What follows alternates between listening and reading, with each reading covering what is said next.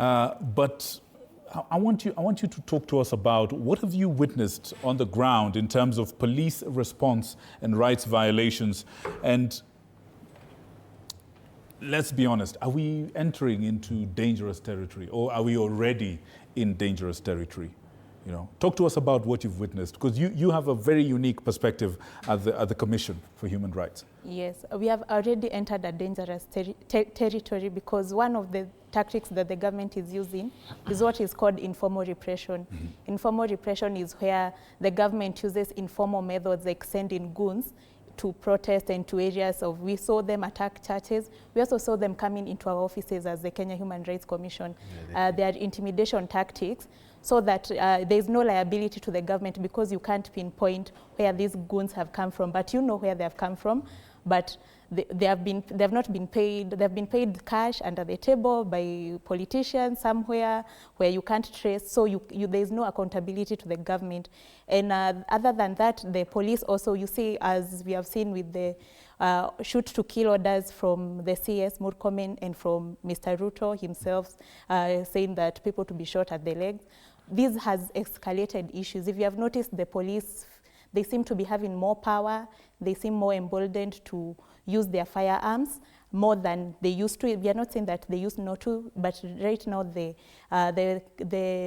people who have been shot have increased. The people who have been killed or injured, the numbers are on the rise, because it seems the government and the police, the state where we are in is dangerous.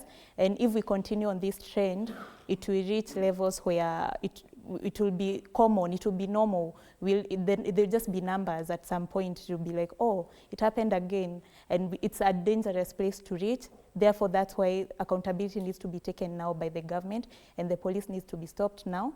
And also this issue of goons needs to be stopped now. Right. Today, in the courts, it was discovered that the Deputy Inspector General of Police, Eliud Lagat, did not actually step aside, but he actually took annual leave, about 18 days, just slightly over 2 weeks, annual leave. And it was announced to the country that he was actually stepping aside to allow for investigations. What do you make of that? What I make of it is this government has been marked by lies, and it's the people in the government and in these positions have been liars, because the memo they sent was that he has stepped aside from official duties. But when we come to discover that he actually went on leave, it means we can't trust the government that we have. They will keep lying to us and twisting the stories to suit their own narrative without listening to what we are saying. Because all these are tactics. They would just want to remain in power, but what they're forgetting is the power that the people have given to them. And It's a government that at some point we won't trust if they keep playing with us and always lying to us. All right. Now, thank you for that.